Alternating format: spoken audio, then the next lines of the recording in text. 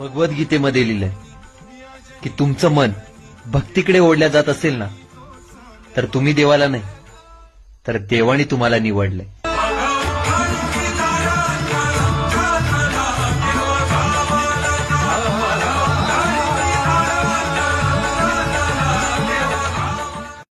भगवद्गीतेमध्ये लिहिलंय की तुमचं मन भक्तीकडे ओढल्या जात असेल ना, तर तुम्ही देवाला नाही, तर देवाने तुम्हाला निवडलंय.